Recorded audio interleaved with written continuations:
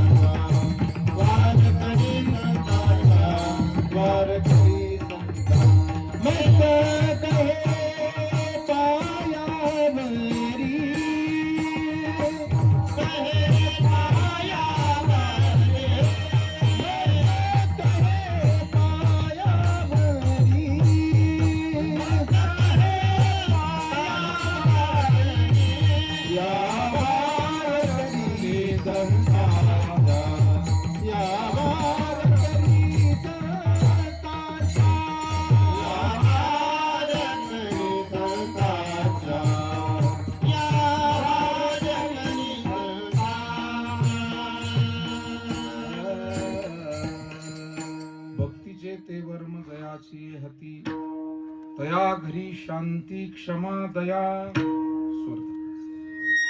अष्टमहासिद्धी ओळंगती द्वारी, नवजती दुरी दवडिता. संत श्रेष्ठ जगतवंदनीय जगद्गुरु श्री तुकाराम महाराज यांचा 5 चरणांचा, ज्या मनुष्यांच्या जीवनामध्ये, स्त्री पुरुषांच्या जीवनामध्ये प्रपंचाला परमार्थाचा अधिष्ठान आहे, ज्यांनी जीवनामध्ये भक्तीचा, आध्यात्मिक सेवेचा अंगीकार केलेला आहे, महाराज म्हणतात त्यांच्याकडे शांती क्षमा दया इत्यादी सद्गुण आपल्याला दिसून येतात, आणि भगवत कृपा ही त्यांच्या पाठी उभा राहते. अष्टमहासिद्धी ओळंगती द्वारी, नवजती दुरी दवडिता. दुष्ट गुण तिथे औषधालाही मिळत नाही, तेथे दुष्ट गुण न मिळे निशेष, चैतन्याचा वास झाला माझी. आणि ज्यांनी जीवनामध्ये भक्तीचा, अध्यात्माचा स्वीकार केला, त्यांचं चित्त हे संतुष्ट आपल्याला अनुभवायला मिळते. संतुष्ट हे चित्त सदा सर्व काळ, तुटली हळहळ त्रिगुणाची.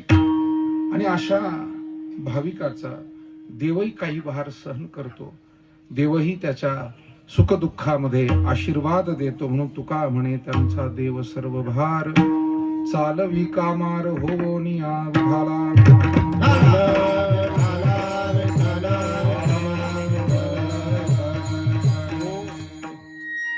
अभंगातील 5ही चरणांचा हा थोडक्यात मतितार्थ आपल्या समोर मांडला.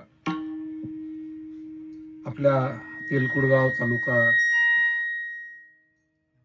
नेवासा जिल्हा अहिल्यानगर या ठिकाणी गोडेचोर पाटील परिवाराकडे संपन्न होणारा आजचा हा पुण्यस्मरणाचा कार्यक्रम.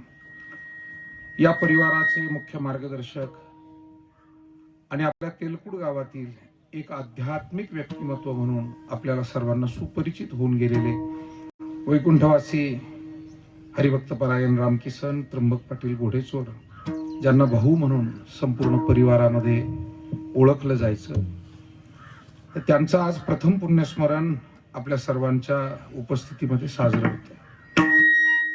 या परिवाराच्या मातोश्री आणि वैकुंठवासी रामकिसन भाऊ यांच्या धर्मपत्नी गंगा भागीरथी कडूबाई रामकिसन घोडेचोर, त्यांच्या बहीण गंगा भागीरथी आसराबाई रखमाजी देवडे, त्यांची मुलं श्री विष्णुपंत रामकिसन पाटील घोडेचोर, श्री हरिश्चंद्र रामकिसन पाटील घोडेचोर, त्यांच्या मुली सौभाग्यवती केशरबाई जनार्दन काळे, सौभाग्यवती कमलबाई काकासाहेब आहेर.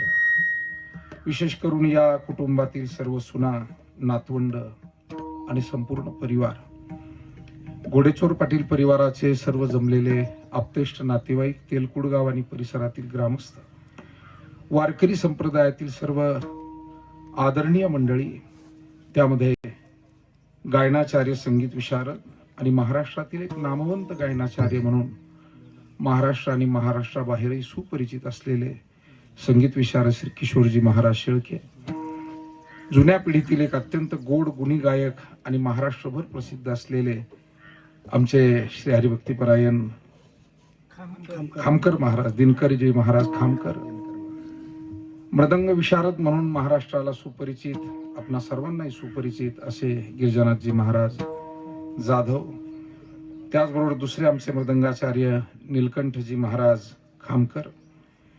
या निमित्तानं आपल्या गावातील ज्येष्ठ वारकरी संप्रदायातील कीर्तनकार आणि आमचे गुरुबंधू श्री हरिभक्तीपरायण गाडगे महाराज, नामदेवजी महाराज, ज्यांच्या समवेत महाराजांनी, आपल्या रामकिसन भाऊंनी अनेक वेळा दिंडी सोहळा आणि तेही माऊलींच्या सोहळ्यामध्ये पायी वारी केली असे हरिभक्तीपरायण केशवजी महाराज, त्याचबरोबर उपस्थित या ठिकाणी सर्व वडीलधारी मंडळी, तरुण मंडळी, माता भगिनी, विशेष करून आमची सर्व आदरणीय भजनी मंडळी, कार्यक्रमाच्या निमित्तानं ज्यांनी खरं म्हणजे वेळोवेळी या कार्यक्रमाची आठवण आम्हाला घोडेचोर पाटलांच्या वतीनं दिली, ते वरखडे पाटील, त्यांच्या सोबत आलेले अवताडे पाटील आणि सर्व इतर पाहुणे मंडळी, आपण सर्वजण आज वैकुंठवासी हरिभक्तीपरायण रामकिसन त्र्यंबक पाटील घोडेचोर तथा भाऊ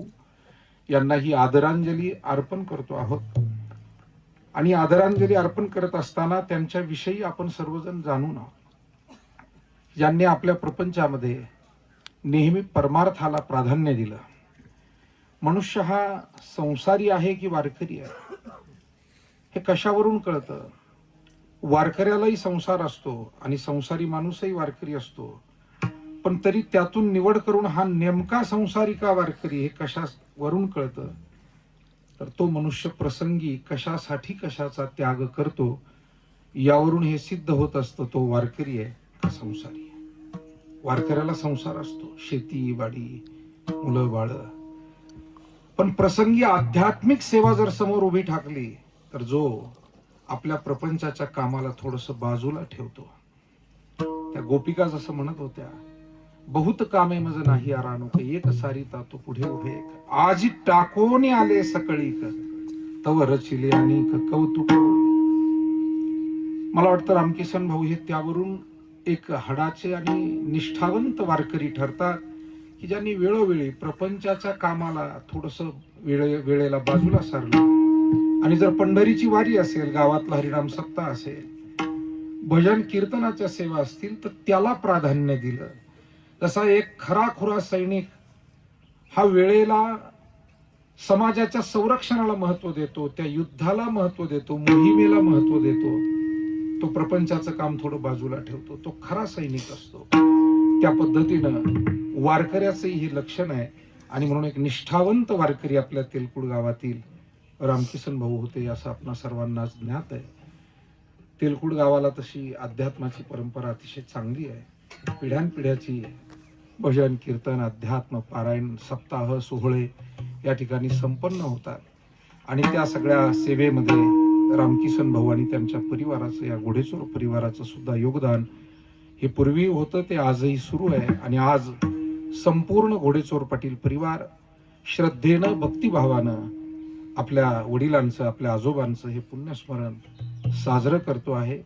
जगद्गुरु तुकोबाराय म्हणतात, मानवी जीवनामध्ये आपल्याला हे जीवन प्राप्त झालेलं असलं तरी या जीवनाचं प्रमुख प्रयोजन काय हे ज्यांना समजलं त्यांचं जीवन कृतार्थ झालं.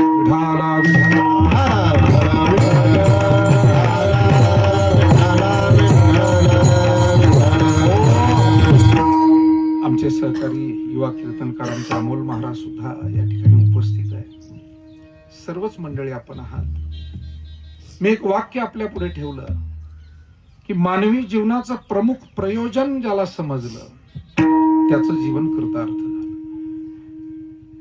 ज्या विद्यार्थ्यांना आपण शाळेत जातोय कशासाठी हे एकदा का समजलं आणि मग आपलं ध्येय त्यांनी ठरवलं की त्यांचं शिक्षण घेणे सार्थकी लागतं, ते काही ना काही चांगलं त्या शिक्षणातून साध्य करतात.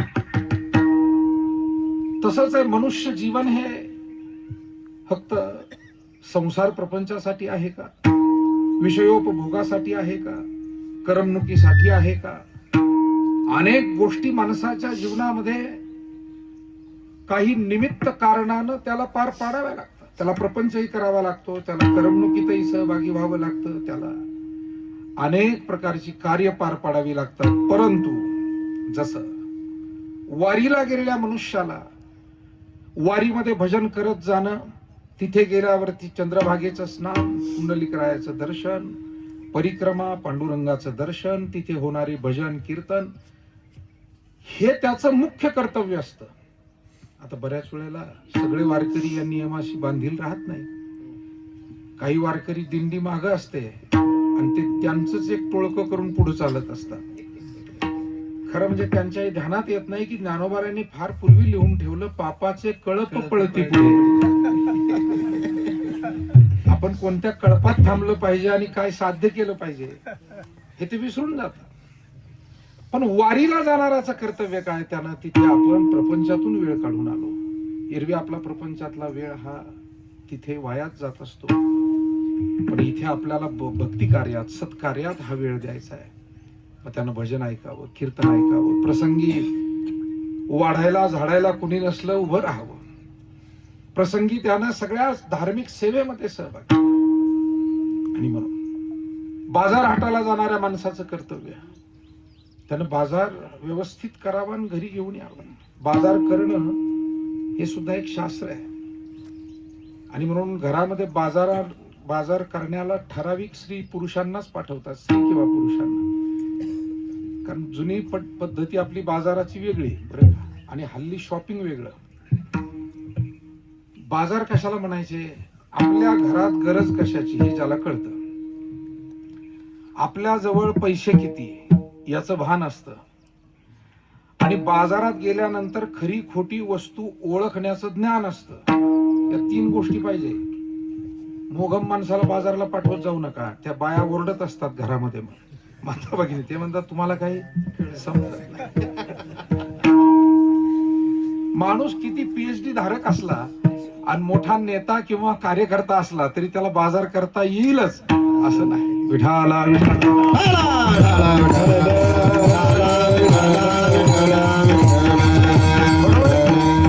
बच्चू पाटील, कारण आपण जगामध्ये आपण सगळेजण जे बाहेर काम करतो ते एक वेगळं काम आहे, पण हे एक वेगळं काम आहे. हल्ली शॉपिंग आहे ना, शॉपिंग मध्ये काय झालंय, पूर्वी बाजारात आपल्याला गरज काय हे पाहिलं जात होतं, आपली क्षमता काय हे पाहिलं जात होतं, आणि सामानाची गुणवत्ता काय. मी 3 गोष्टी सांगितल्या, पुन्हा वेगळ्या शब्दात त्या सांगितल्या. हल्ली शॉपिंग वाल्यांकडे ते नाही, गरज काय हे पाहत नाही. पहिल्या किती चपला असल्या तरी चपला घेऊन येतील, याला शॉपिंग म्हणायचं. पहिल्या किती साड्या असल्या तरी साडी घेऊनच येतील, याला शॉपिंग म्हणायचं. हा बाजार नाही. म्हणून बाजार आणि शॉपिंग हे फक्त भाषेतला बदल नाही, हा संस्कृतीतलाच बदल आहे. विठाला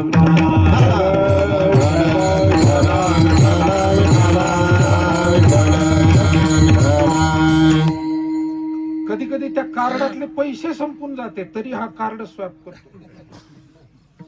याचा अर्थ आमच्या खेड्यातला आमचा शेतकरी माणूस, आमची मोलमजुरी करणारी माता एखादी बाजारला गेली ना, पण तिला माहिती माझ्याजवळ आज 200 रुपये आहे आणि मला या गोष्टी घेणं गरजेचं आहे. त्या 200तले सुद्धा ती 10-20 उरून घरी आणते.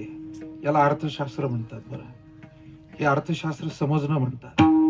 हल्ली अर्थशास्त्राचा अभ्यास भरपूर आहे पण ताळमेळ कमी आहे. आणि म्हणून माणसं समृद्ध काळात जगत असूनही विवंचनेतच जगत आहे. विठाला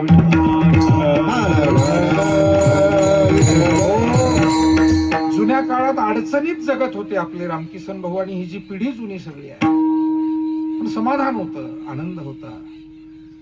अर्थशास्त्राचा सोपा सिद्धांत त्यांना माहित होता, जो आमच्या वाडवडिलांनी आम्हाला शिकवला. अंथरूण पाहून पाय पसरावे. किती किती सोपा आणि किती चांगला सिद्धांत.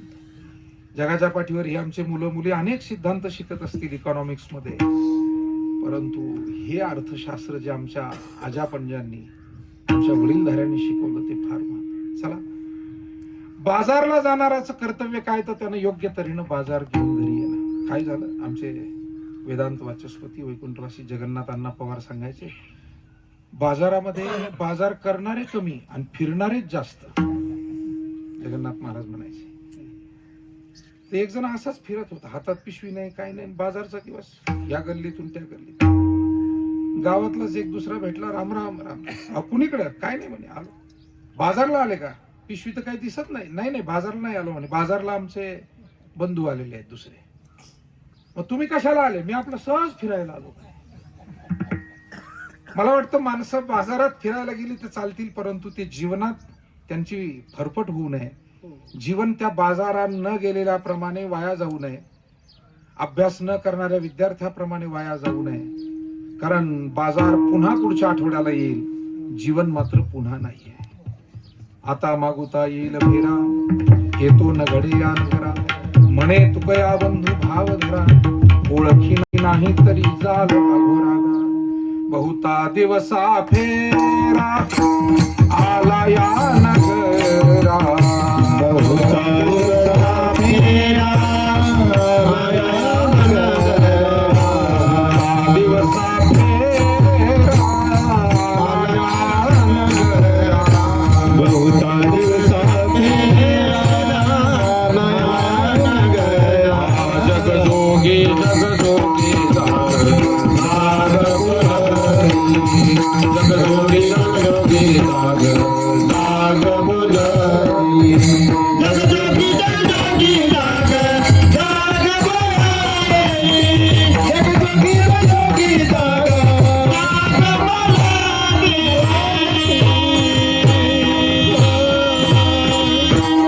आलोय ते फार दिवसाने, दुरोणी आलो मी गा, दुःख झाले दारुण. यावया येथवरी होते हेची कारण, दुर्लभ भेटी तुम्हा पायी झाले दर्शन. विनवितो तुका संता, दोन्ही कर जोडून. आमचे श्रद्धेय गुरुवर्य नारायणगिरीजी महाराज, आमचे गुरुबंधू इथे उभे आहेत, श्रीहरी महाराज. ते सांगायचे, दुरून आलो म्हणजे कुठून आलो. महाराज विनोदानं म्हणायचे, Delhi, Calcutta, America, Japan, Germany असं नाही, तर 84 लक्ष योनी फिरून हा जीव या मनुष्य देहामध्ये आला. 84 फेरे फिरता, 84 फेरे फिरता. उत्तम नरतन उपाया, उत्तम नरतन उपाया. कमल राम भजन को दिया, हरि भजन को दिया. कमल मुख राम भजन को दिया, हरि भजन को दिया. कमल मुख राम भजन को दिया, हरि भजन को दिया. कमल मुख राम भजन को दिया. आया पेया दुख से सोया, आया पिया दुख से सोया.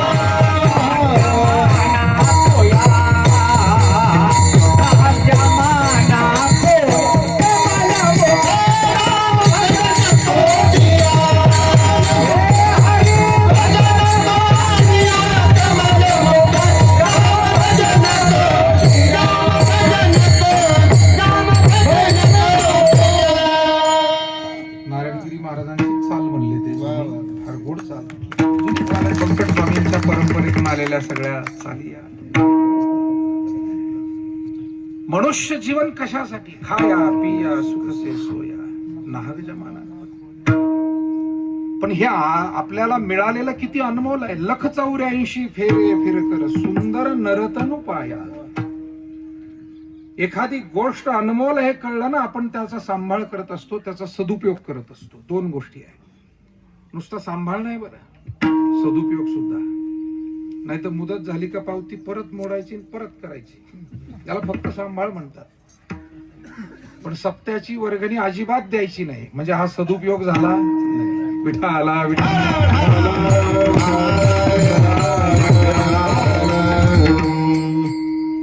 मायबाप हो, छत्रपती शिवाजी महाराजांना 3 वेळा गुप्तधन सापडलं होतं असं त्यांच्या चरित्रात सांगितलेलं आहे. पहिलं तोरणा किल्ल्यावर सापडलं, नंतर माथेरानच्या जवळ एका किल्ल्यात सापडलं, नंतर कोयनेच्या परिसरामध्ये एक ठिकाणी सापडलं, असं 3 वेळा त्यांना. पण त्यांनी मग तिथून आणलं उकरून आणि इकडे आपल्या घरी आणून पुरलं का? याला अर्थशास्त्र म्हणायचं का? स्वराज्य उभं राहिलं असतं का? स्वराज्य उभं राहिलं नसतं. इथेच बसलेले आदरणीय स्त्री पुरुष, शेतकरी आणि इतर मंडळी, आपण सुद्धा मिळालेलं जे आहे ते कशात ना कशात योग्य तऱ्हेनं गुंतवता, म्हणून त्याचा विस्तार होतो, त्याची वाढ होते. मिळालेलं गुंतवता आलं पाहिजे आणि त्याचा विस्तार करून पुढे जाता आलं पाहिजे. आणि महाराजांनी पहिल्यांदा तोरण्यावर सापडलेलं जे धन होतं त्यातून रायगड आणि राजगडाची भव्य आणखी उभारणी केली आणि स्वराज्याची राजधानी त्यांनी पहिल्यांदा बांधली. मला असं वाटतं मिळालं ते कळालंही पाहिजे आणि त्याचा सदुपयोग करता आला पाहिजे. साधारण धन आणि त्या धनाचा उपयोग हे शास्त्र आपल्यासारख्या लहान थोर सगळ्यांनाच माहिती आहे. पण नरदेह निधान लागले हाती, उत्तम सार उत्तम गती, देवची होईल म्हणती ते होती, तरी का चित्ती न धरा. मनुष्य जीवन हे सुद्धा एक मोठं धन आहे. महाराज म्हणतात निधान हा शब्द धनवाचक आहे, द्रव्यवाचक आहे. आणि याचा परिचय झाला पाहिजे.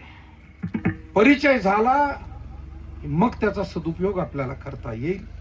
आणि म्हणून मनुष्य जीवनाचं प्रमुख प्रयोजन काय हे समजण्यासाठी आपल्याला संतांच्या जवळ जावं लागतं, ग्रंथाच्या जवळ जावं लागतं. कधी कधी वनस्पती आपल्याच बांधाला आणि शेतात असतात, पण परिचय नसतो. कुणीतरी परिचय करून देणारा भेटावा लागतो की ही अमुक वनस्पती आहे, ही अमुक आजारावर चालते. प्रत्येकाच्या दारात तुळशी वृंदावन आहे आपल्या, पण सगळ्यांना माहित नाही की तुळशी किती आजारावर चालते, तुळशी किती गुणकारी आहे. ती जशी पुण्य फलदायक आहे तशीच ती आरोग्यदायक सुद्धा आहे, हे किती लोकांना माहिती असतं. आणि मग अशा अनेक वेली वनस्पती झाडं असतात की जे अनेक प्रकारे गुणकारी असतात, पण परिचय नाही. कुणीतरी त्यातला ज्ञाता लागतो वनस्पती शास्त्राचा, आरोग्य शास्त्राचा, आणि तो आपल्याला सांगू शकतो. तसंच आहे जीवन. सगळ्याला मिळालं असलं तरी आपल्याला कळतंय असं नाही. बहुतेकांना असं वाटतंय जीवन मिळालंय म्हणजे फक्त संसार, प्रपंच, मौज मजा. आता महाराजांनी म्हटलं खाया पिया सुखसे सोया, नहाग जमा. ज्ञानोबारांनी फार स्पष्ट आणि उचित शब्दात आपल्याला समजावून सांगितलं. पाहेपा शरीराची या गावा, जया लागी आले ती पांडवा, तो कार्यार्थ गवा सांडोनिया. या मनुष्य देहात ज्यासाठी आले, कारण शास्त्रामध्ये प्रयोजनाचे काही प्रकार सांगितले. एक असतं मुख्य किंवा प्रधान प्रयोजन ज्याला आपण म्हणतो, दुसरं असतं अवांतर प्रयोजन, तिसरं अपेक्षित प्रयोजन. असे काही प्रयोजनाचे प्रकार आहे. आपल्याला कोणत्याही कार्यातलं मुख्य प्रयोजन समजलं पाहिजे. मुख्य प्रयोजन काय हे समजलं. मी अगोदरची उदाहरणं त्यासाठीच दिली. जसं वारीला जाणाऱ्याला मुख्य प्रयोजन समजावं, त्या पद्धतीनं. म्हणून संसार प्रपंच ही अवांतर गोष्ट या मनुष्य देहामध्ये आहे. आणि मनुष्य जीवन मिळालंय ते सुख प्राप्तीसाठी, समाधानाच्या अनुभूतीसाठी, ईश्वराच्या साक्षात्कारासाठी, मोक्ष प्राप्तीसाठी. हे मनुष्य जीवनाचं परमध्येय आहे. मनुष्य देहीचा हाची स्वार्थ, जे साधावा चौथा पुरुषार्थ. महाराज म्हणतात पांडुरंगाची भेट, दर्शन, अनुभूती हे या जीवनाचं कर्तव्य आहे. विठ्ठलाची एक देखिली या, विठ्ठलाची एक देखिली या, विठ्ठलाची एक देखिली या, विठ्ठलाची एक.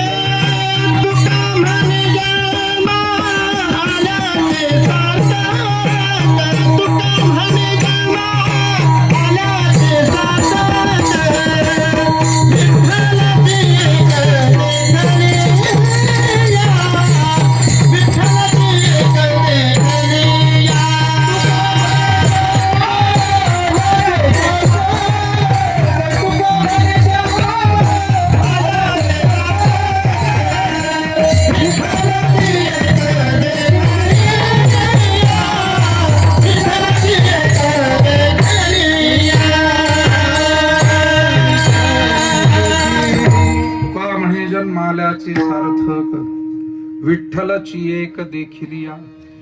आणि हे संतांच्या जवळ बसल्यानंतर मनुष्य देहाचं जे उचित ध्येय ईश्वर प्राप्ती आणि त्यातून सुख समाधानाची अनुभूती, हे वर्म कळलं की माणसं अध्यात्म सेवेला आणि साधनेला प्रवृत्त होतात. जोपर्यंत ध्येयच कळलं नाही, आजारच कळला नाही, तोपर्यंत माणसं औषध कसं घेतील सांगा.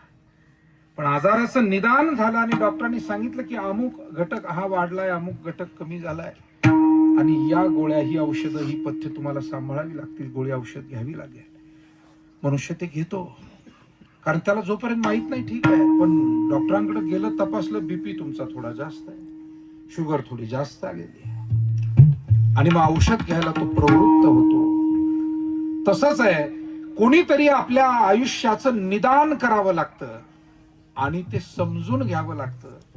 मला वाटतं असे भाग्यवान लोक आहेत की ज्यांना आयुष्यामध्ये अध्यात्माचा विचार, संस्कार देणारे, समजावून सांगणारे संत भेटतात. असे परिवार आणि असे स्त्री पुरुष खरंच भाग्यवान आहे. कारण पशु पक्षी प्राण्याप्रमाणे जगणारा समुदाय या जगामध्ये कमी नाही, जे फक्त आहार निद्रा भय मैथुन सामान्य मेत पशुभिर्नराना ज्ञानम हि तेषाम अधिको विशेष ज्ञानेन हि न पशुभी समान. श्रीमद भागवतकार म्हणाले, जेवण सर्व पशु पक्ष्यांना लागतं, माणूसही जेवतो. झोप, विश्रांती, आराम सगळ्यांना लागतो, माणूसही घेतो. मुलं बाळ, वंश विस्तार सर्व प्राण्यांचा असतो, माणसाचाही असतो. आणि इतर सर्वच गोष्टी, आहार निद्रा आणि भय सांगितलं तिसरं, भय इतर सर्व प्राण्यांना आहे, माणसाला आहे. मग माणसामध्ये प्राण्यामध्ये फरक काय? अन्न सर्वांना लागतं, भय सर्वांना आहे, निद्रा सर्वांना आहे, वंश विस्तार सर्वांना आहे. मग माणसामध्ये, पशु पक्षी प्राण्यामध्ये फरक काय? ज्ञानम हि तेषाम अधिको विशेष. आणि कहे दान नाही कोठे, आणि कहे दान नाही कोठे, आणि कहे दान नाही कोठे,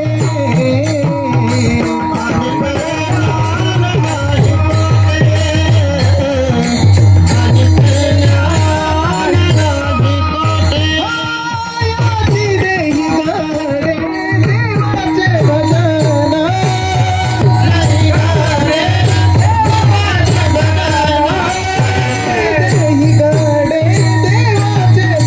गाडे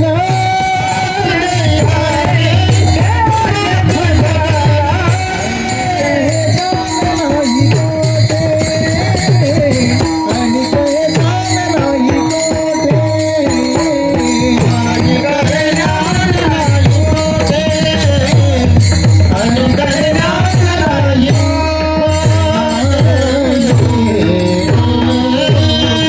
हेच देही घडे देवाचे भजन आणि हे ज्ञान नाही कोठे.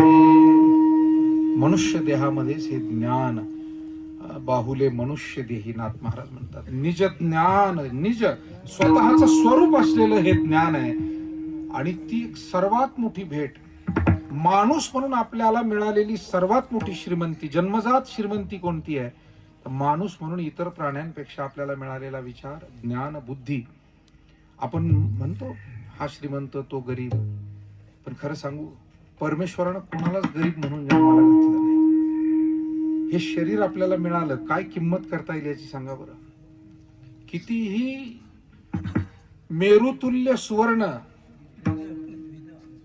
हे मेरू प्रमाणे एवढं सुवर्ण एका पारड्यात घातलं, पण न मिळे अर्धक्षण मनुष्य जन्म नरदेह. अर्धा क्षण सुद्धा या मनुष्य जीवनाचा आपल्याला घेता येत नाही. म्हणून एका विद्वानानं म्हटलंय की आपल्या शरीरात चालू असणारा श्वास ही सर्वात मोठी श्रीमंती आहे. आपल्या शरीरामध्ये चालू असलेला श्वास, याच्यापेक्षा मोठी श्रीमंती कोणती?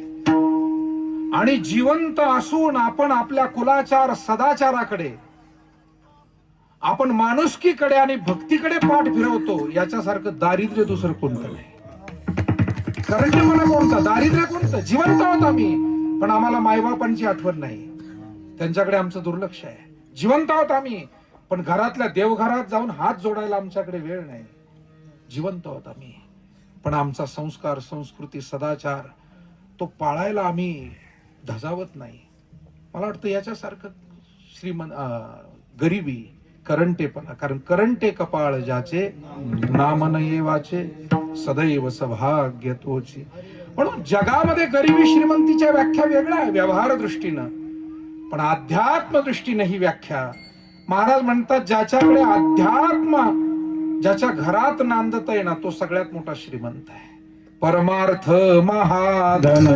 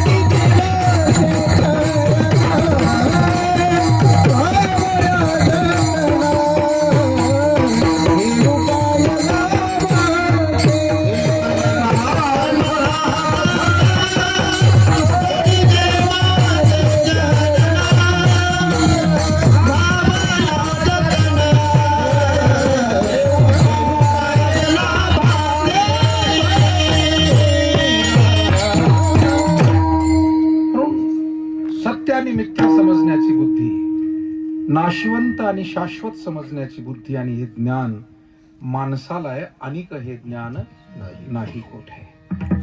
पूर्वीच्या काळी बैलगाडीतच माणसाचा प्रवास असायचा. असंच 4-6 जण बैलगाडीत बसून कुठं पाहुण्यांच्या गावी काही नाते संबंध बोलणी करायला निघाले आणि निघाल्यानंतर गावात आले. मारुतीचं मंदिर, जो गाडी हाकत होता तो वारकरी भाविक आणि आणखी 1-2 जण ते म्हटले दर्शन करून येऊ. दररोजचाच नियम आहे, आज तर आपण एका चांगल्या कार्याला चाललोय आणि म्हणून गाडी बैल उभं केली आणि ते मंदिरात गेले, कारण आज शनिवार सुद्धा आहे म्हणाले, दर्शन करूनच येऊ. गेले, मारुतीरायाचं दर्शन केलं, प्रदक्षिणा केली. मला सांगा, गाडीत बसलेल्या माणसाला हे कळलं, बैलाला कळलं का? आज शनिवार आहे आणि आपण चांगल्या कामाला चाललो का? आणि का हे ज्ञान नाही? बरं, बैलाला नाही कळलं हे ठीक आहे, पण दुसरे 2-3 नाही उतरले त्यांचं काय?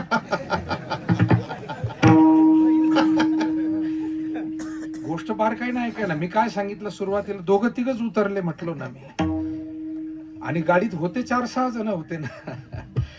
आणि म्हणून आता त्यांना बैल काय म्हणायचं नाही आपल्याला, किंवा कधी कधी संभ्रम पडावा की याच्यातून बैल नेमकं कोणाला म्हणायचा, असाही प्रश्न पडावा, अशी परिस्थिती आहे. मला वाटतं कमी अधिक फरकानं जगामध्ये हेच चाललेलं आहे. ज्ञान दिलंय देवानं, पण त्या ज्ञानातून आम्ही योग्य अयोग्याचा निवाडा करायला कमी पडतोय. आणि म्हणून मनुष्य देह हे अध्यात्माचं साधन आहे. मनुष्य देहामध्ये ईश्वर भक्ती करावी आणि ईश्वर भक्तीसाठी आपण पहिल्यांदा त्याला समजून घ्यावं. संत महात्म्यांकडून, ग्रंथांकडून पै अहितापासून काढिती, हित देवोनी वाढविती, नाही श्रुती परवती माऊली जगात. किंवा संत महात्म्यांच्या बाबतीमध्ये केले उपकार सांगो काय, बाप न करी ऐसी माय, धर्मे त्यांच्या देखिले पाय, दिले अक्षय अभय दानला. ज्या महात्म्यांनी आणि ग्रंथांनी आम्हाला अक्षय म्हणजे क्षय न होणार, अभय म्हणजे भीतीरहित करणार असं अध्यात्माचं ज्ञान, संस्कार, ही भक्ती आमच्या घरी आणून दिली. पण तुकोबाराय म्हणतात, धन्यवाद त्यांना द्यावे लागतील की घरी पोहोचवलेली ही भक्ती ज्यांनी सांभाळली, पिढ्यानपिढ्या चालवली, त्यांना खऱ्या अर्थानं धन्य म्हणावं लागेल. त्यांच्याकडे मग शांती, क्षमा, दया, सद्गुण तिथे येऊन नांदतात. अभंगाचं भक्तीचे ते वर्म जयाची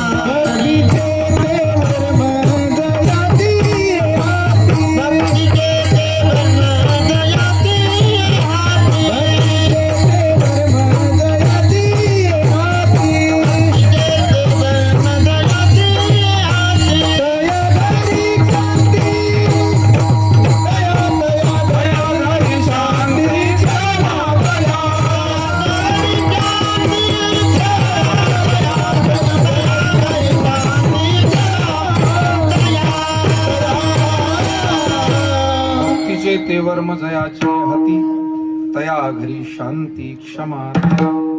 आता इथे नुसतं भक्ती म्हटलं नाही, आणखी थोडासा खोल विचार करावा लागतो. भक्तीचं वर्म हाती असावं असा महाराजांचा मानस आणि विचार आहे, मार्गदर्शन आहे.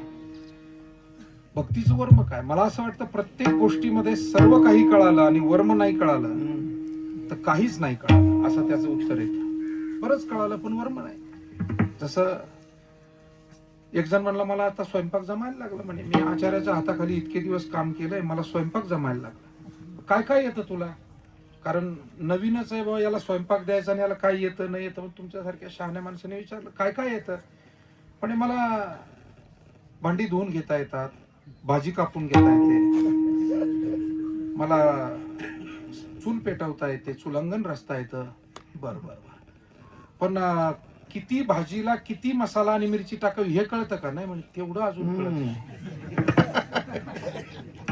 समजा एक पातेलं अमुक इतक्या लिटरचं पातेलं आहे, 100 लिटर 80 लिटर 50 लिटर जे काही पातेलं आहे, तर त्याला किती मसाला किती मिरची किती मीठ पाहिजे सगळं शिकलो म्हणे, पण तेवढंच राहिलं. बरं ते जाऊ दे, फोडणी देता येते का? नाही नाही म्हणे, अजून ते नाही जमत. बघा ही गंमत आहे. म्हणजे ज्याला फक्त भांडे धुता येते हल्ली तोही म्हणायला लागला मी आचारी झालो. जशी आचार्याची तरा तशीच आचार्यांची तरा. विठाला विठाला.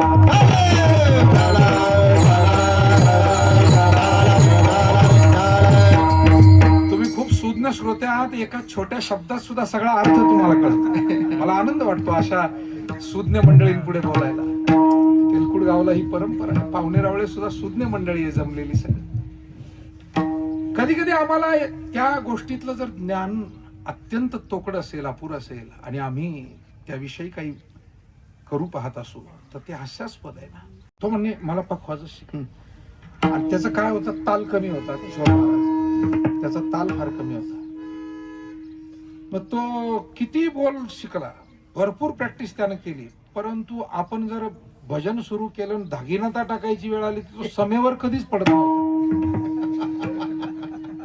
साधा विठोबा रखुमाई म्हणून पहिलं दागिनाताना सुरुवात करतो ना निळकंठ महाराज, त्याचा आडवाच करायचा दागिनाता, तो समेवर येत नव्हता. मग तो म्हणला बेटावर काही जमत नाही, मी आळंदीला जातो. मग तो सराला बेटावर आमच्या सोबत शिकत होता, तिथून आळंदीला गेला. तिथेही त्यानं बऱ्याच गुरूंचे दिवस वाया घालवले. हा जर शिकलाच नाही तर त्यांचा केलेला दिलेला वेळ आणि केलेले श्रम वायाच गेले ना, वाया घालव. 2-4 वर्षांनी आमची गाठ भेट आळंदीच्या वारीमध्ये पडली. सत्य प्रसंग आहे, ही काही विनोद नाहीये, घडलेलीच घटना. त्याला म्हटलं गड्या सप्ताह आहे आमच्याकडे एक संस्थानावर, चालतो का? आणि वाजवायला आहे म्हणला, आता तुला खूप वाजवायची हौस होती आणि तू आता आळंदीला आलाय. तो म्हणला, कानात त्यानं हळूच सांगितलं. तो म्हणला गड्या अजूनही तीच अडचण आहे म्हणला, दागिना आता काय समेवर येत नाही. बोल किती झाले म्हणला, बोल आता काय पुष्कळ, 16 मात्रा 32 मात्रा आणि सगळं झालंय म्हणला, फार सगळे चक्रधार वगैरे सगळे शिकून झाले. अशी गंमत आहे. गायन वादनाचं वर्म आहे मायबाप हो, इथला सम आणि काल कळला पाहिजे, लय ताल आणि सूर सांभाळता आला मग तो साधं म्हटला तरी गोड लागतं. आणि लय ताल सूर, लय ताल किंवा सूर नसेल तर विस्तार केला तरी तो गोड लागत नाही. किंबहुना लय ताल सूर नाही त्यानं विस्तारच करू नये. पण गमतीचा भाग असा आहे त्याला हे कळत नाही. विठाला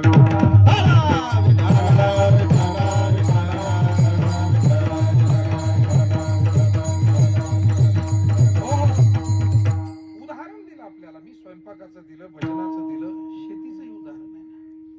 शेतीमध्ये सुद्धा पेरणी कळली पाहिजे, कुठल्या वेळी कुठलं पीक घ्यावं याचा निर्णय, ही वर्म आहे त्याच्यात. आणि म्हणून बरंच काही कळालं, याला महत्व नाही, त्यातलं वर्म कळलं पाहिजे. वर्मापर्यंत, त्याच्या अंतरंगापर्यंत आम्ही गेलो पाहिजे. भक्तीमध्ये आम्हाला काय येतं म्हणे, मी देवपूजा करतो, मी पारायणही करतो, मी एकादशी धरतो, मी वारीलाही जातो, परंतु या सगळ्यामध्ये भाव आहे का, श्रद्धा आहे का, प्रेम आहे का? हे वर्म आहे भक्तीचं. वर्म ते एक आहे दृढ ठरावा भाव, वर्म ते एक आहे आज आणि वना गवन निधी लागो ते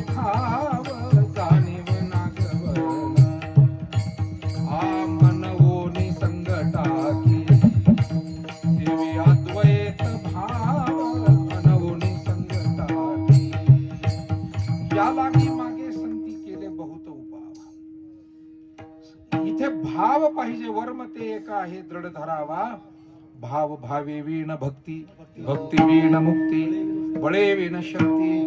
बोलू नये.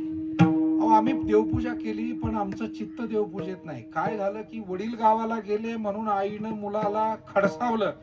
एक दिवस बाप गावाला गेला तरी तुला पूजा करता येत नाही, आणि मग बळजबरी बसला.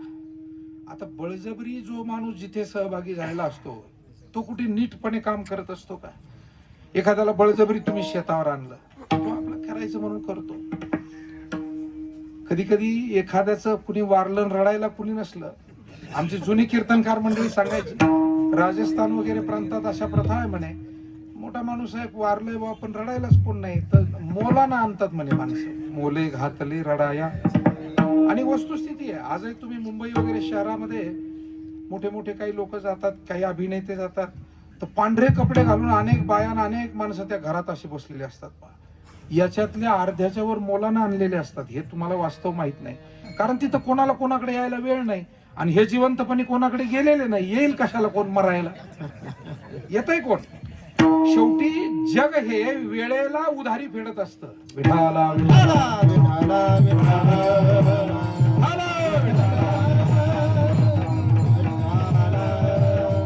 म्हणून पेरावं लागेल तर उगवेल. आपल्याला प्रेम द्यावं लागेल. आज इथे माणसं तुम्ही प्रेमानं जमलात, या परिवाराने कुठेतरी इतरांच्या सुख दुःखात सेवा सत्कार्यात सहभाग घेतला, आणि म्हणून तर आपण आला. नाही तर आज जगामध्ये सगळ्यात अवघड गोष्ट माणसं येते. मागच्या पंधरवड्यात एका खूप मोठ्या अधिकाऱ्याकडे माझं कीर्तन होतं. ते आले नियोजनाला, आधी 8 दिवस आले. आम्ही असं बोलत बसलो, चहा पाणी झाला, आणि म्हटलं काय मंडप वगैरे कशी व्यवस्था केली. आणि काय नाही 60-40चा मंडप. अहो म्हटलं एवढे तुम्ही अधिकारी क्लासहून 60-40चा मंडप कसं काय पुरल? नाही म्हणे महाराज पुरला नाही तर चालल, पण जर अपुरा राहिला. लोकांना हल्ली काय काय समस्या आहे तुम्हाला सांगतो. आम्ही जर त्याच्यावर लिहायला लागलो तर एक पुस्तक तयार होईल, कारण इतका जगातले अनुभव आम्ही रोज घेतो आहोत, घेतलेले आहेत. अनेक तऱ्हेचं जग आम्ही पाहिलेलं आहे. आणि म्हणून मी त्यांना सांगितलं काळजी करू नका. तुमचा संपर्क कमी असेल तरी लोकांचं कीर्तनावर प्रेम आहे, लोक येतील. म्हटलं निदान 60-100 तरी द्या. म्हटलं त्याच्यातला 5-25 फूट तर आमच्यातच गुंतून जातो ना. गुंतले का नाही 25 फूट? ते म्हणे असं असतं का? त्याला समजून सांगितलं सगळं शास्त्र. त्याचं मोठा माणूस होता, काय घडलेला सांगण्याचा भाग असा आहे. मायबाप हो, आपल्याला प्रेम दिलं तर प्रेम मिळेल. देवाकडे जाताना सुद्धा भाव व्यक्त केला तर भगवंताचाही काही प्रभाव आशीर्वादाचा आपल्यावर होईल. पण आम्ही पूजा केली, भाव नाहीये. पारायण केलं, भाव नाही. भजनही केलं, भाव नाहीये. कीर्तन सांगितलं, भाव नाहीये. तोपर्यंत आम्हाला ना स्वतःला त्यातला आनंद समाधान मिळेल, ना जगाला त्यातून काही मिळू शकेल. आणि म्हणून भक्तीचं वर्म आहे भाव. भक्तीचे ते वर्म जयाची हाती. ज्यांना हे भावरूपी वर्म, आणि आपल्यासारखे भाग्यवान स्त्री पुरुष आम्ही पाहतो की जे छोटस काही करतील सेवा, पण भावनेनं करतील, श्रद्धेनं करतील, त्याला फार महत्व आहे. हे श्राद्ध सुद्धा श्रद्धेनं करणं म्हणजे श्राद्ध आहे.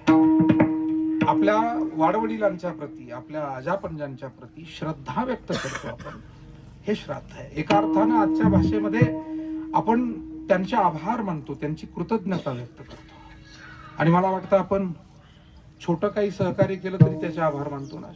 100-50 रुपये अडीनडीला कुणी दिले तरी माणूस 4 वेळा 4 मित्रांमध्ये, पाहुण्यांमध्ये म्हणतो यांनी आम्हाला मदत केलेली आहे बरं का, आपण साधारणपणे म्हणतो ना. म्हणजे 100-50 रुपये काही एक 4-2 दिवसासाठी आपल्याला देतात, त्यांचे जर आभार, तर ज्यांनी आम्हाला जन्म दिला, संगोपन केलं, लालन पालन सांभाळ केला, आमच्यासाठी सर्वस्वाचा त्याग करून आमच्या पिढीला ज्यांनी उभं केलं, त्या मायबापांसाठी अन्नदान करणं, भजन कीर्तन करणं, त्यांची आठवण काढणं, हा कार्यक्रम किती महत्वाचा आहे. काही लोक म्हणतात श्राद्ध घालणं अंधश्रद्धा आहे. आता यांना कोणी शिकवावं की बाबा हे आभार आहे, आणि आभार मानणं ही कधीही अंधश्रद्धा नसते. विठाला विठाला विठाला.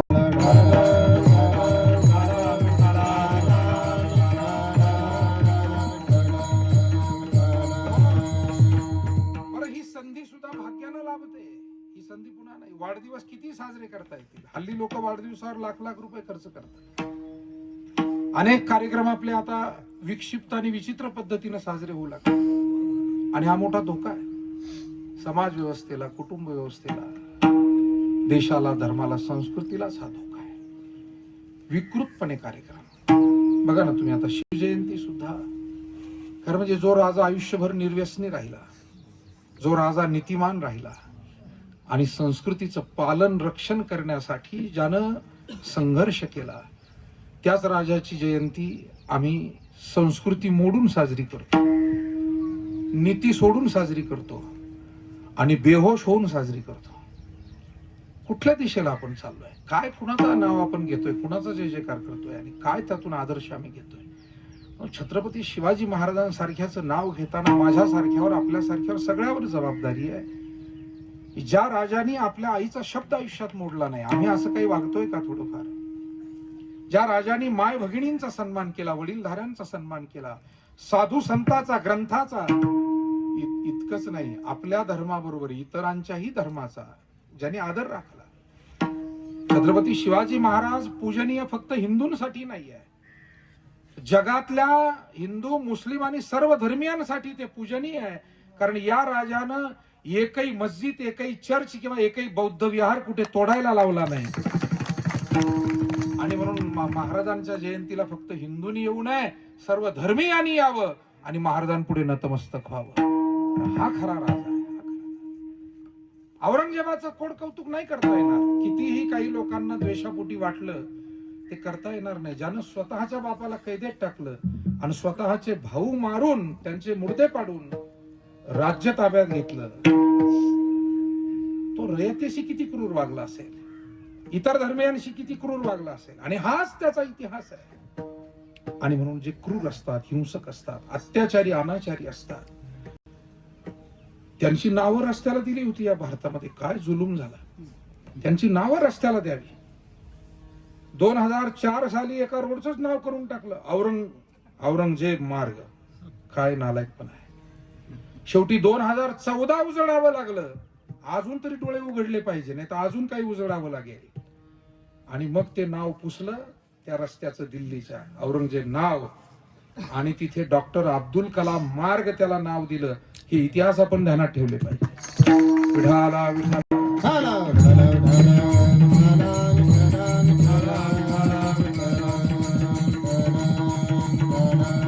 कुंडली कवरदा हारी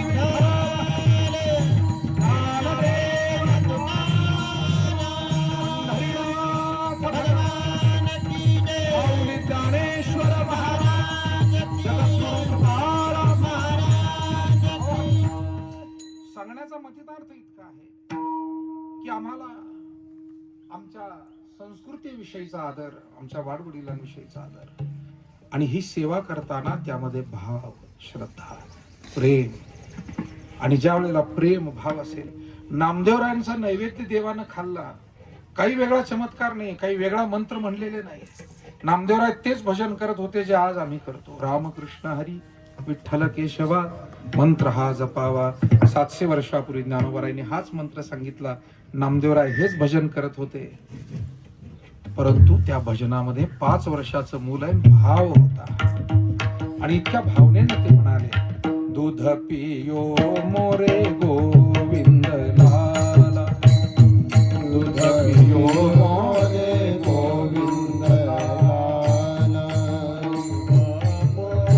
गोविंद लाला, दूध पियो मोरे गोविंद लाला, गोविंद लाला गोपाल लाला, हे गोविंद लाला गोपाल लाला, दूध पियो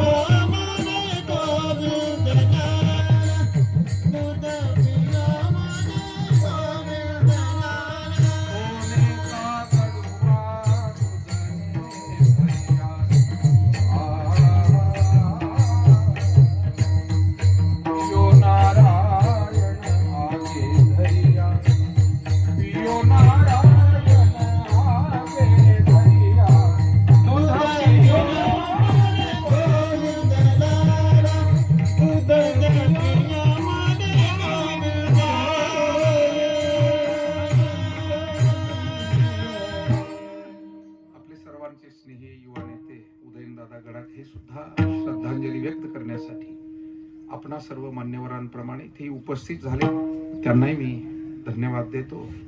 आपण कार्यक्रमाच्या समारोपाकडे आहोत. भाव होता नामदेवरायांच्या मनामध्ये, बाकी नैवेद्य आम्ही जसा दाखवतो तसाच नैवेद्य घेऊन गेले होते. आम्ही जो मंत्र म्हणतो तोच म्हणत होते. नामदेवराय काही ओम ह्रीम क्लीम असं काही म्हणत नव्हते. वारकरी संप्रदायात कुठंच नाहीये ह्रीम नाही, क्लीम नाही, वाकडा तिकडं काहीच नाही, सगळं सरळ आहे. विठाला विठाला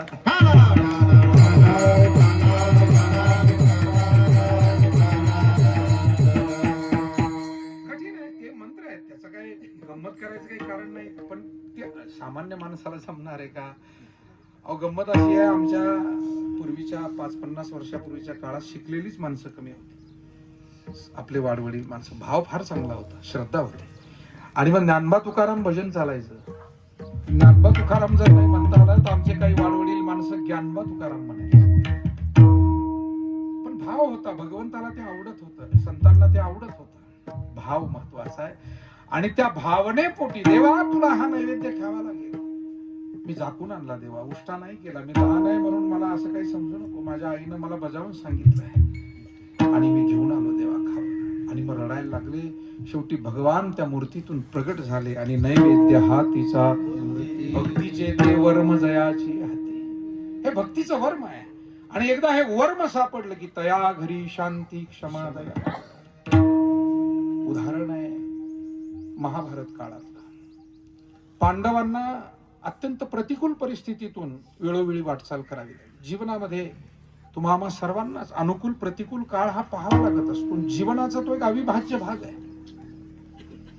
पण त्याही काळामध्ये पांडवांची स्थिरता, त्यांचा संस्कार, त्यांची नीतिमत्ता ती कुठेही ढळलेली नाही. शांती क्षमा दया हे सद्गुण त्यांच्याजवळ दिसत होते. त्याचं कारण पहाते पांडव अखंड वनवासी परी त्या देवासी आठविती. देवाचं स्मरण करत होते, मातोश्रींची आज्ञा पाळत होते, वडीलधाऱ्यांचं ऐकत होते, त्यांच्या समोर वंदन करत होते.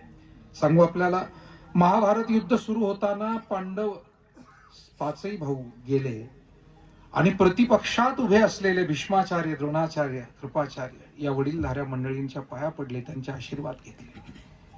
त्यावेळेला भीष्माचार्यांना बोलता येईना, त्यांचा कंठ रोधून आलेला आहे, सद्गदित अंतकरण झालेलं आहे. आणि त्या अवस्थेमध्ये भीष्माचार्य म्हणतात, जयोस्तु पांडुपुत्रांना, पांडवांनो तुमचा विजय हो. तेव्हा दुर्योधन म्हणतोय की तुम्ही माझ्या बाजूने आहात आणि आशीर्वाद त्यांना का देता? म्हणाले, ज्यांनी नमस्कार केला, वंदन केलं, त्याला आशीर्वाद देणं हे वडीलधाऱ्याचं काम आहे आणि ते काम मी केलं. मुद्दा इतकाच आहे की आपल्याला नीतीनं वागावं लागेल, आपल्याला भक्ती सांभाळावी लागेल आणि मग चढ उतार येतील, संपत्ती येईल जाईल, प्रसिद्धी येईल जाईल, पण माणसाची शांती ढळणार नाही. शांती ढळणार नाही. मला एकदा दादा स्वर्गीय कोले साहेबांनी एक किस्सा सांगितला होता. आम्ही त्यांच्याकडे एका कार्यक्रमाला गेलो आणि फार ज्येष्ठ, म्हणजे मी तर त्यावेळेला अगदी पोरसोर वय माझं, पण जुनी माणसं, आणि मग बसलो. त्यांनी सांगितलं की वसंतदादांचं मुख्यमंत्रीपद जेव्हा गेलं आणि त्यांचा पहिलाच नगर जिल्ह्याचा दौरा लागला, मला ती गोष्ट आजही आठवते. आणि श्रीरामपूरला त्यांचा मुक्काम पडला म्हणे.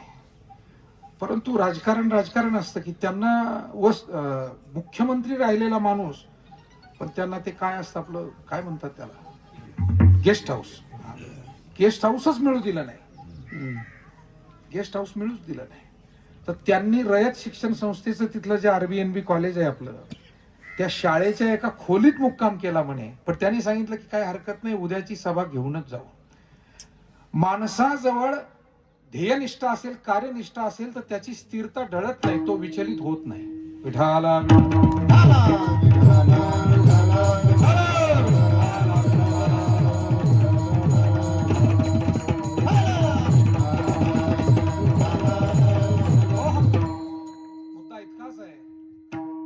त्यासाठी आपल्याला अंतःकरणात भक्ती असावी लागते, व्यवहारात नीती असावी लागते, वडीलधाऱ्यांचा आदर असावा लागतो. आणि म्हणून तया घरी शांती क्षमा. मला वाटतं आज हे जे भाऊंचं पुण्यस्मरण आपण या ठिकाणी रामकिसन भाऊंचं करतोय, खऱ्या अर्थानं ते या सगळ्या चिंतनाला त्यांचं जीवन हे मूर्तिमंत आपल्याला समोर उभं होतं. ज्यांनी भक्तीचं वर्म जाणलं होतं, भावपूर्वक सेवा करत होते आणि मोठ्या समाधानानं मला सांगितलं मगाशी की शेवटच्या दिवशी सुद्धा त्यांनी आदल्या दिवशी हरिपाठ घेतला, ज्ञानेश्वरी वाचली. मला वाटतं इतकं गोड जीवन कोणाला मिळणार आहे सांगा बरं. शेवटच्या श्वासापर्यंत जो माणूस भक्ती करतोय, सर्वांशी प्रेमानं बोलत चालत तो या जगाचा निरोप घेतोय. झाकलीये घटीचा दिवा, नेनो काय झाला केधवा, ऐशिया रीती पांडवा, जो देह ठेवी इतक्या सहजतेनं त्यांनी या जगातून निरोप घेतला. आणि म्हणून भगवान परमात्मा सुद्धा आपले आशीर्वाद अशा भाविकांच्या पाठी उभा करतो, आपल्या सिद्धी उभा करतो. अभंगाचं दुसरं चरण.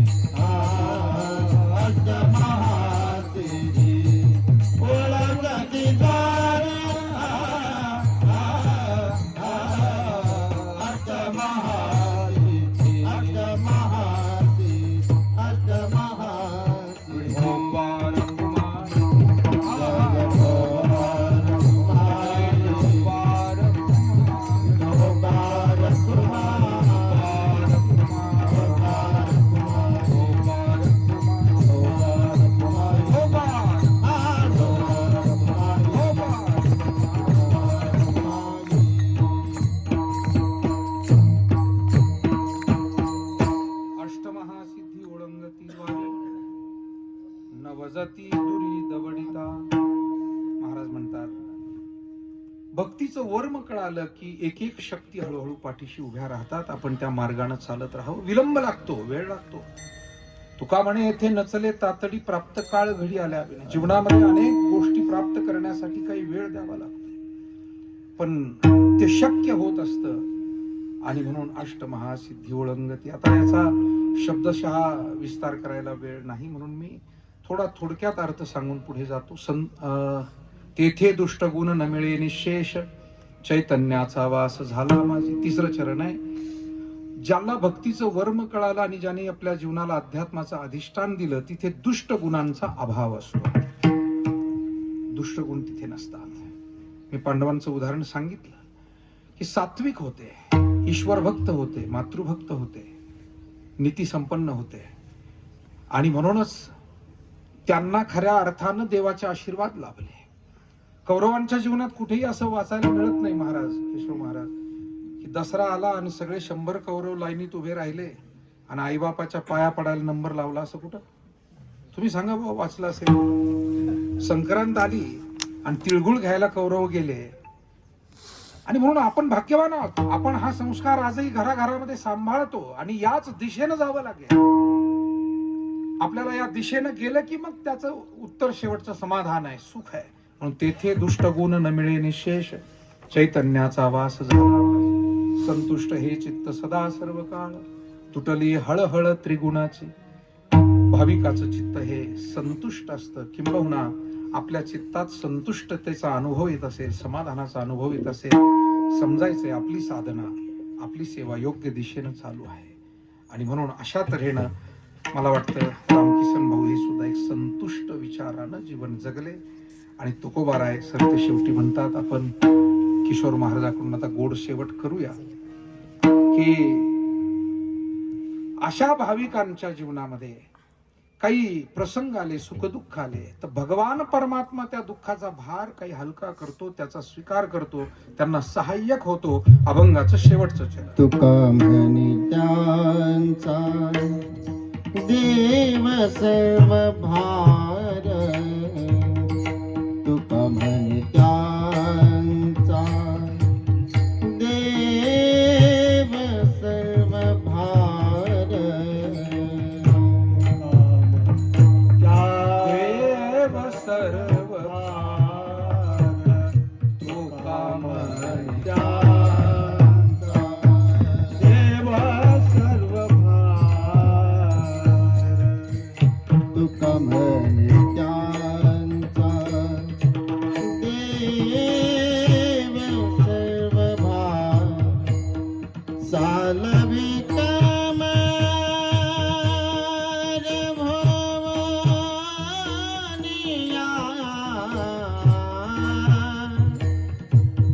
चालवी कामार भवानिया. अष्टमहासिद्धी ओळगती द्वारे, अष्टमहासिद्धी ओळगती द्वारे. चालवी कामार भवानिया, चालवी कामार भवानिया. अष्टमहासिद्धी ओळगती द्वारे, अष्टमहासिद्धी ओळगती द्वारे. नवसती तुरी दमडिता, हे नवसती तुरी दमडिता.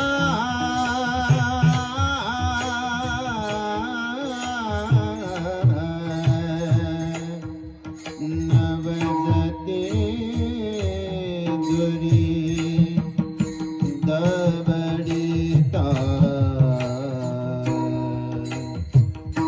दमडिता. नवसती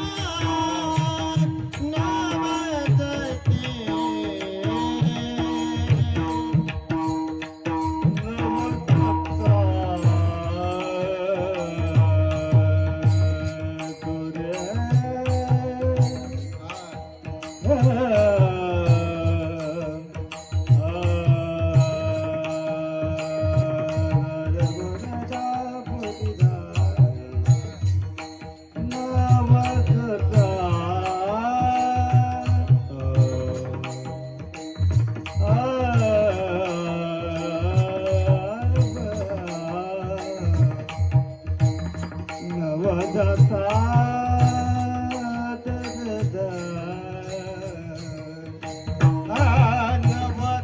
नवदत्ता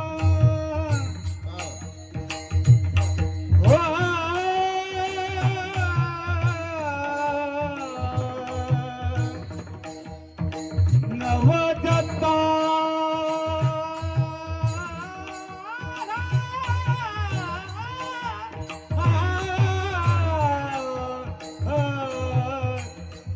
नवदत्ता